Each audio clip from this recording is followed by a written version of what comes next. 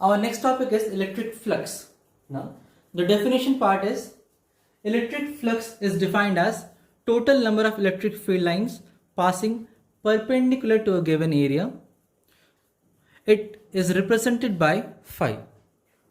अब ये तो हो गई रट्टा मारने वाली बात. अब समझते हैं इसका कंसेप्ट क्या एक्चुअली. हमारे पास क्या है दिया हुआ लाइन में total number of electric field lines passing perpendicular to a given area. इसका मतलब क्या पहले वो देखते हैं हम लोग. यहाँ पे दो दिए गए फिगर्स हमारे पास हैं जिसमें कि 1 मीटर स्क्वायर का मान लेते हैं. दो एरिया है, एक शीट है जो एरिया दिया गया 1 मीटर स्क्वायर का. And we have electric field lines. These three are the electric field lines and here we have 6 electric field lines. According to the definition of electric flux is defined as total number of electric field lines passing perpendicular to the given area. Now, how many field lines are passing in the first figure? 3. So, the flux in this case is 3. And the second case we have 6 electric field lines passing through 1 meter square area. So the flux is 6. Clear? यानी जितना number of magnet electric field line पार करेगा उसे ही कह देंगे flux. लेकिन अभी तक ये कंसेप्ट क्लियर नहीं है पूरा, बिकॉज हम बस एक समझाने के लिए छोटा सा फॉर्मूला लिए जहाँ पे एरिया सिर्फ और सिर्फ 1 मीटर स्क्वायर ही कंसिडर किए थे. अगर एरिया अलग होगा तो फ्लक्स का वैल्यू भी चेंज होता है. यानी अब समझते हैं इसका बेसिक तरीका क्या है फॉर्मूला डिराइव करने का. मैथमेटिकली पाया गया क्या कि electric flux is equal to होता है normal component of electric field into area. अब इसको थोड़ा छोटा कर लेते हैं फॉर्मूला को, सिंबॉलिकली लिखे इसको हम लोग. Phi is equal to E N into area A, जहां पे ई एन का मतलब है normal component of electric field and area A flux is phi. अब हमारी बारी है ई एन का वैल्यू कैसे निकालते हैं, पहले उसको पता करें. बेसिक वही है, अगर ई एन निकाल लेंगे तो आगे हमारा काम बहुत ही आसान होने वाला है. इसलिए एक हम यहाँ फिगर कंसिडर करने वाले हैं जिसको सॉल्व करेंगे आगे हम लोग. मान लेते कोई भी एक आर्बिट्री क्लोज्ड फिगर हमारे पास है and in this case we have the area of the figure is considered to be S. इस फिगर का सरफेस एरिया हम S मान लेते हैं और इसी सरफेस एरिया का एक छोटा सा पार्ट ले लेते हैं जिसे हम नाम देंगे ds. S is the complete surface area and ds is the elementary area of that section. Now, if the electric field lines are directed in this direction, these are the electric field lines. So, we all know that area vector is perpendicular to the given area. Area vector is perpendicular. So the perpendicular direction is along this side.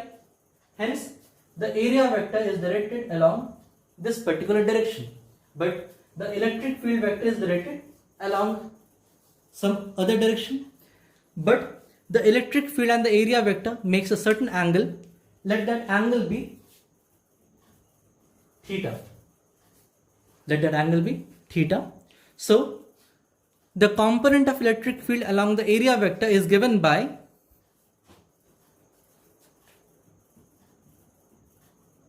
E cos theta, because we are resolving the component. So, E cos theta.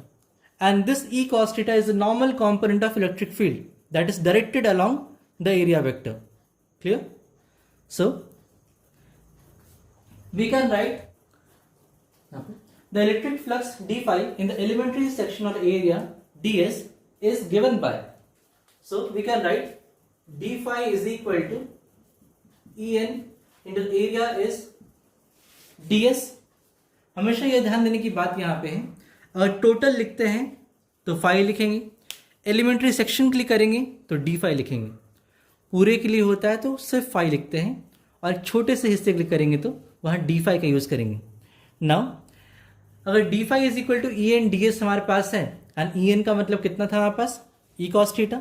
So we can write d phi is equal to E cos theta into ds. We can write d phi is equal to E cos theta into ds. So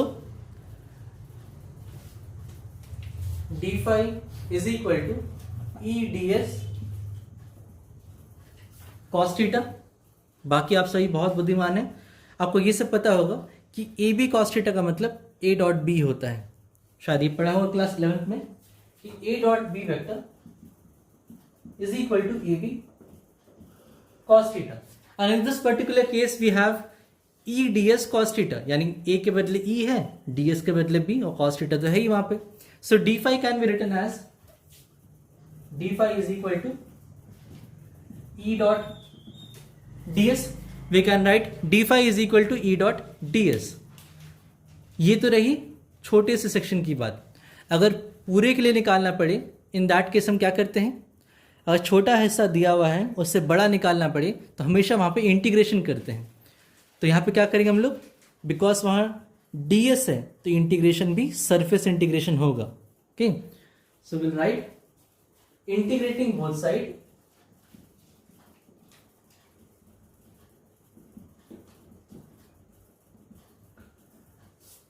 अगर दोनों side को है integrate किया जाएगा, in that case we will gate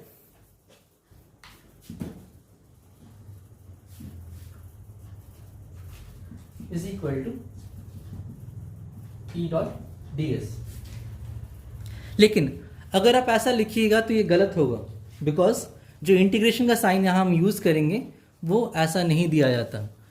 हमेशा हम पिछले videos में बात कर चुके हैं इंटीग्रेशन कैसे देते हैं. जब सरफेस इंटीग्रेशन होगा तो हमेशा वहां पे एक एस सिंबल देंगे. एस सिंबल का मतलब ही है कि इंटीग्रेशन सरफेस के अलॉन्ग हो रहा है. जब भी इंटीग्रेशन सरफेस एरिया का होगा तो वहाँ एस लिखेंगे, वॉल्यूम का होगा वी लिखेंगे. अगर लाइन के अराउंड हो रहा है तो वहाँ पे एल लिखिए या मत लिखिए कोई बात नहीं, लेकिन अगर सरफेस और वॉल्यूम का हो रहा है तो वहाँ पे एस और वी लिखना ज़रूरी होता है. So d phi is equal to integration surface integration E dot d s. एक और गौर करने वाली बात यहाँ पे ये है कि जो एरिया यहाँ लिया गया है वो क्लोज्ड एरिया है, ओपन एरिया नहीं है. ओपन एरिया यानी अगर यहाँ पे कहीं मुंह खुला हुआ रहता उसे हम ओपन कहते हैं, लेकिन ये तो पूरा फिगर बंद था. अगर फिगर बंद होता है in that case we use this symbol. क्यों, वैसे गोल बना देंगे वहां पे इंटीग्रेशन साइन के ऊपर. सो अब हमेशा याद हमको पता होगा ये चीज कि dx का इंटीग्रेशन कितना होता है, x, dy का इंटीग्रेशन y होता है. तो वैसे dy का इंटीग्रेशन कितना हो गया यहाँ पास, 5 is equal to E dot ds. और यही हमारा बेसिक फॉर्मूला है इलेक्ट्रिक फ्लक्स का. सही, ओके. इसलिए हम लोग इलेक्ट्रिक फ्लक्स को डिफाइन कर सकते हैं. Electric flux is defined as surface integration of electric field, simple. और इसका एसआई यूनिट कितना होगा हमारे पास, सोचिए. फ्लक्स में हमारे पास इलेक्ट्रिक फील्ड है और एरिया है. इलेक्ट्रिक फील्ड का ऐसा यूनिट होता है न्यूटन पर कूलम और एरिया का मीटर स्क्वायर. सो इसके लिए हमारे पास हो गया न्यूटन मीटर स्क्वायर पर कूलम. न्यूटन पर कूलम इलेक्ट्रिक फील्ड के लिए और मीटर स्क्वायर एरिया के लिए, इसलिए इसका ऐसा यूनिट है न्यूटन मीटर स्क्वायर पर कूलम.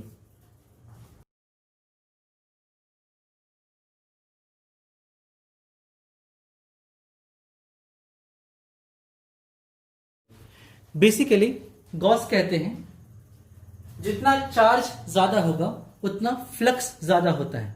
इसका मतलब क्या है, अगर मान ले कोई एक +2q चार्ज हमारे पास है, सपोज +2q चार्ज के लिए मान लेते हैं कि 4 इलेक्ट्रिक फील्ड लाइन बाहर निकल रहे थे. ठीक है, 4 इलेक्ट्रिक फील्ड लाइंस बाहर निकल रहे थे एंड हमारे पास +4q चार्ज है. अब अगर +4q चार्ज है तो वहां number of electric field lines कितने होंगे हमारे पास, कितने, 1 2 3 4 5 6 7 8. Very good.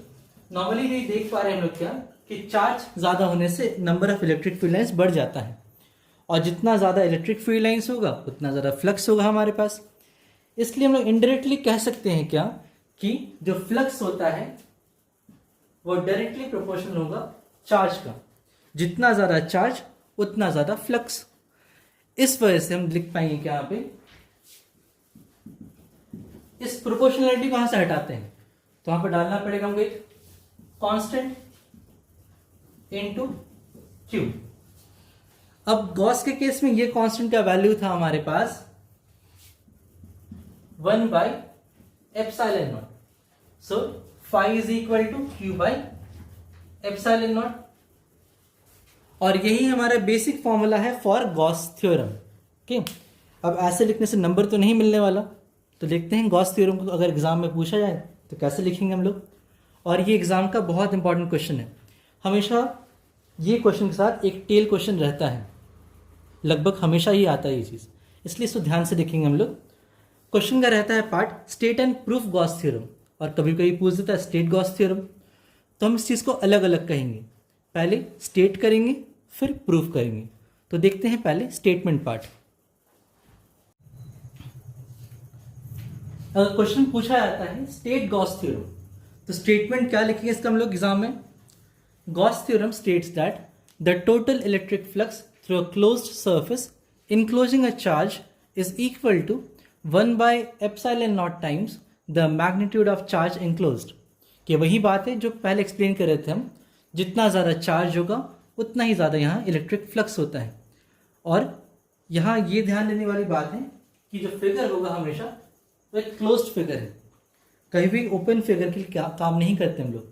फिगर होगा तो ऑब्वियसली यहाँ पे हम इसको क्लोज फिगर ही मान के चलेंगे।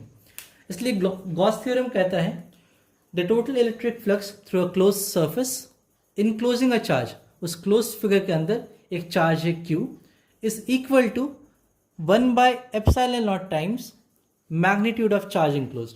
उस चार्ज का वैल्यू कितना है, चार्ज का वैल्यू Q था, इसलिए फ्लक्स इज इक्वल टू होगा 1 by epsilon naught times Q। So the answer is phi is equal to Q by epsilon naught. अब इससे मान लेते हैं इक्वेशन नंबर 1। अभी स्टेटमेंट खत्म नहीं हुआ है, थोड़ा और आगे करना होगा इसको। अब डेफिनेशन कहता है कि टोटल इलेक्ट्रिक फ्लक्स किसी भी क्लोज सरफेस से दिया जाता है कितना, phi is equal to surface integration of electric field that is surface integral of E dot d S. अब देखिए phi is equal to Q by epsilon naught भी है और phi is equal to E dot d S का surface integration भी है। अगर दोनों इक्वेशन को कंपेयर किया जाए, in that case we gate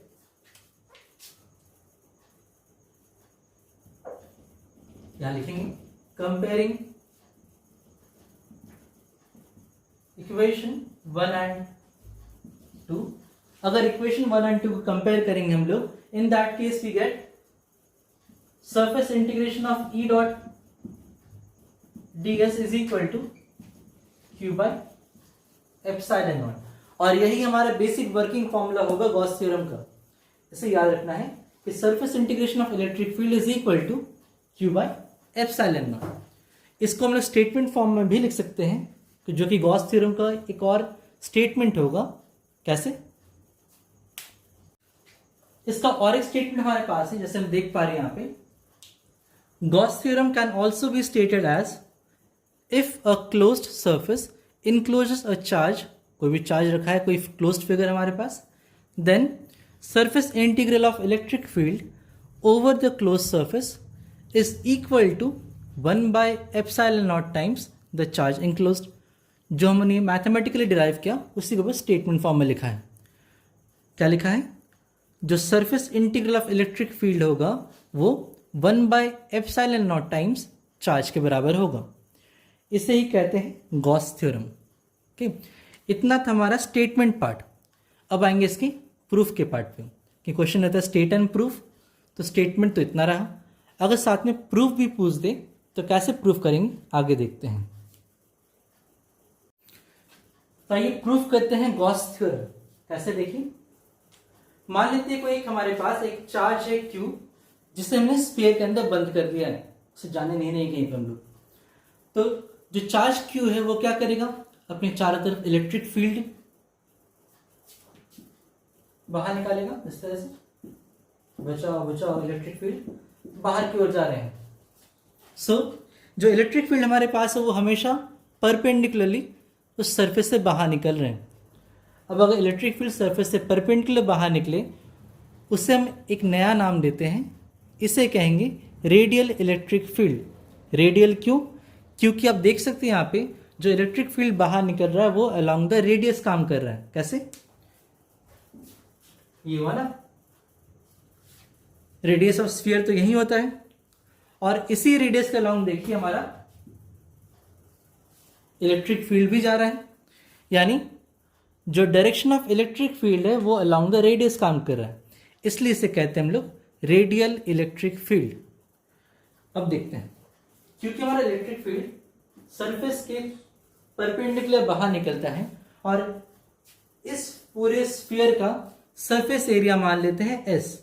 इस पूरे स्फीयर का सरफेस एरिया को हम एस मान ले रहे हैं, तो इसके छोटे से एक सेक्शन का एरिया कितना होगा हमारे पास? ds। पूरे का s तो छोटे का ds ले लिया हम यहाँ पे। अब देखिए, अगर एरिया यहां पे है तो एरिया वेक्टर कैसा होगा? एरिया वेक्टर हमेशा सरफेस के परपेंडिकुलर होता है। तो अगर ये हमारा सरफेस है, इसके परपेंडिकुलर हमारा एरिया वेक्टर रहेगा। सरफेस के परपेंडिकुलर एरिया वेक्टर है। और इलेक्ट्रिक फील्ड किधर है? इलेक्ट्रिक फील्ड भी तो उसी डायरेक्शन में था जिधर एरिया वेक्टर जा रहा है, सेम डायरेक्शन में है। सो बेसिकली हमने वो डायग्राम को ही थोड़ा समझा के बनाया है। आपको कॉपी में ये डायग्राम बनाना है, ये बस समझाने के लिए बनाया हमने। तुम देख पा रहे हैं क्या? एक स्फीयर है जिसका रेडियस r है, एक छोटा सा सेक्शन लिया गया है ds at point p। Point p पे एक छोटा सेक्शन ds माना गया है, और हमें निकालना है इस छोटे से सेक्शन में कितना फ्लक्स है, हमें वो निकालना है पहले। उसके बाद निकाल लेंगे टोटल में कितना होगा। तो बेसिक काम होगा पहले उस छोटे से एरिया का काम करना। ठीक है, तो शुरू करें इसको हम लोग आगे। तो इसे प्रूफ करने के लिए मान ले रहे हैं, यहाँ लिखते हैं क्या है, let us consider a point charge q placed at the centre of a sphere of radius r। The electric field due to this point charge is given by, ये जो पॉइंट चार्ज q बैठा हुआ है sphere के अंदर, उसके कारण जो इलेक्ट्रिक फील्ड होगा उसका वैल्यू है 1/4πε0 q/r²। हम ये जानते हैं इलेक्ट्रिक फील्ड का फॉर्मूला यही होता है। कोई पॉइंट चार्ज के लिए इलेक्ट्रिक फील्ड इतना ही होता है, जो कि हम लोग पहले देख चुके हैं हम लोग इस चीज़ को। आगे, अगर इलेक्ट्रिक फील्ड का हमको पता है, एरिया वेक्टर का डायरेक्शन पता है, इलेक्ट्रिक फील्ड का डायरेक्शन पता है, तो आगे इसको सॉल्व कैसे करें उसे देखते हैं अब हम यहाँ पे। अब हम डेफिनेशन ऑफ इलेक्ट्रिक फ्लक्स का ये जानते हैं कि फ्लक्स का मतलब होता है surface integration of electric field, इसलिए हम लिख सकते हैं phi is equal to surface integration of electric field. अब क्योंकि यहाँ पे डॉट का यूज किया गया है तो will write E d s cos theta, क्योंकि A dot B is equal to A B cos theta होता है, इसलिए ई डॉट डी एस होगा हमारे पास E d s cos theta. अब जो ये थीटा फैक्टर हमारे पास है वो थीटा है क्या फिर हमारे पास? थीटा तो कहीं दिख ही नहीं रहा है। थीटा दिखे कैसे? यहाँ थीटा है ही नहीं, बिकॉज जो हमारा एरिया वेक्टर है और इलेक्ट्रिक फील्ड वेक्टर है दोनों ही एक ही डायरेक्शन में है। इलेक्ट्रिक फील्ड का डायरेक्शन और एरिया वेक्टर का डायरेक्शन दोनों एक ही लाइन के लॉन्ग है। अगर दोनों एक ही लाइन के लॉन्ग होगा, इन दैट केस हमारा डायरेक्शन कितना है फिर आपस? इलेक्ट्रिक फील्ड और एरिया के बीच में एंगल कितना है? 0 डिग्री। एंगल है ही नहीं वहां, तो इस वजह से फाई इज इक्वल टू हो गया ई डी एस कॉस 0 डिग्री। और बाकी आपको पता है कॉस 0 का वैल्यू कितना होता है? Phi is equal to E d S, because cos 0 का वैल्यू 1 होता है। इस वजह से फाई इज इक्वल टू मिल चुका हमको यहाँ पे E d S, surface integration of electric field. Simple सा। अब हमें पता है इलेक्ट्रिक फील्ड का फॉर्मूला कितना है, वो हमें पता है यहाँ पे कितना, इक्वेशन 1 में दिया हुआ है। अब इसे मान लेते हैं इक्वेशन नंबर 2। सो अगर ये इक्वेशन नंबर 2 है और वो इक्वेशन 1 है, तो हम करेंगे क्या यहाँ पे? इक्वेशन 1 का यूज करेंगे इक्वेशन 2 में। So will get using equation 1 in equation 2 हमारा वैल्यू यहां कितना मिलेगा? Phi is equal to surface integration of 1/4πε0 q by r square into ds। हमें यहाँ इंटीग्रेशन करना है ds का, लेकिन जो अंदर फैक्टर है वहां कहीं भी s तो दिख ही नहीं रहा है। अगर वहां पे s नहीं है तो इसका मतलब जो अंदर जो बैठा फैक्टर है वो सारा का सारा तो कांस्टेंट है। बिकॉज हम जब भी इंटीग्रेशन करते हैं, याद कीजिए, अगर हमारे पास एक्स स्क्वायर डी एक्स रहता है या फिर सिंपल सोचिए एक्स वाई डी एक्स रहता है, तो हम करते क्या है, वाई को बाहर कर देते हैं, एक्स डी एक्स करते हैं। क्योंकि हमें इंटीग्रेशन यहाँ पे एस का करना है और अंदर कहीं भी एस नहीं है, इस पूरे फैक्टर में कहीं भी हमें एस नहीं दिख रहा है। इस वजह से वो एस के रेस्पेक्ट में तो कांस्टेंट रह गया, यानी सिर्फ और सिर्फ यहाँ इंटीग्रेशन ds का होगा और बाकी सारा फैक्टर इंटीग्रेशन से बाहर आ जाएगा। इस वजह से हमारा फाई का वैल्यू कितना होगा, 1/4 pi epsilon naught Q by R square बाहर, और सिर्फ इंटीग्रेशन यहां रहेगा तो ds का इंटीग्रेशन होगा, बाकी सारा फैक्टर बाहर। सॉरी एस यहां छूट रहा है। अब जो सरफेस इंटीग्रेशन हमारा s का है, ds यानी क्या है पहले वो सोचिए। ds तो इस बड़े से स्फीयर का एक छोटा सा पार्ट था, इस बड़े से स्फीयर का एक छोटा सा पार्ट ds है। तो बड़ा पार्ट का एरिया कितना होगा, छोटे पार्ट का एरिया है ds, तो बड़े पार्ट का एरिया कितना हमारे पास है, s लिया था, माना था, लेकिन इस स्फीयर का सरफेस एरिया का फॉर्मूला क्या होता है, 4 पाई आर स्क्वायर, पता है ना। Total surface area of sphere is 4 pi R square. इसलिए जब हम ds का सरफेस इंटीग्रेशन करेंगे, पूरा इंटीग्रेशन करेंगे, तो कितना आएगा, 4 पाई आर स्क्वायर। क्यों, याद रखिए हमारा ये पूरा सरफेस एरिया निकालना हमको, और सरफेस एरिया ऑफ स्फीयर होता है 4 पाई आर स्क्वायर। इस वजह से हम लिखेंगे क्या, सरफेस इंटीग्रेशन ऑफ ds हमेशा यहाँ पे 4 पाई आर स्क्वायर आने वाला है, ठीक है। कि छोटा सेक्शन हमारा स्फीयर का ds है, तो बड़ा सेक्शन का एरिया कितना होगा, 4 पाई आर स्क्वायर, क्योंकि वो तो स्फीयर था और स्फीयर का एरिया तो 4 पाई आर स्क्वायर होता है। इसलिए हमारा फाई इक्वल टू कितना आ गया, फाई इज इक्वल टू आएगा 1/4 pi epsilon naught Q by R square into 4 pi R square. यानी हमारे पास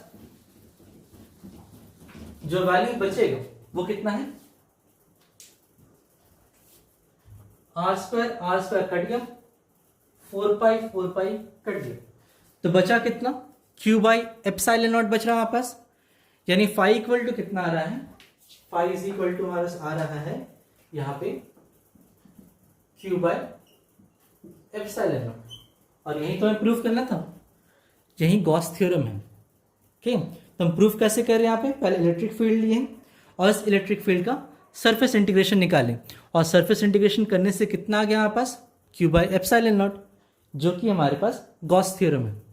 गॉस थ्योरम कहता है कि जो टोटल इलेक्ट्रिक फ्लक्स होगा किसी भी क्लोज सरफेस का, वो होगा 1/एप्सिलॉन नॉट टाइम्स चार्ज के।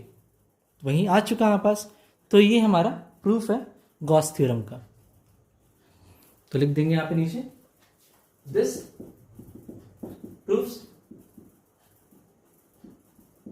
गॉस थ्योरम, ठीक है। तो यहां ये चीज खत्म होता है। Please do subscribe to our channel by hitting the bell icon. Thank you. Also do like our videos, which encourages us to make better videos. Thank you all.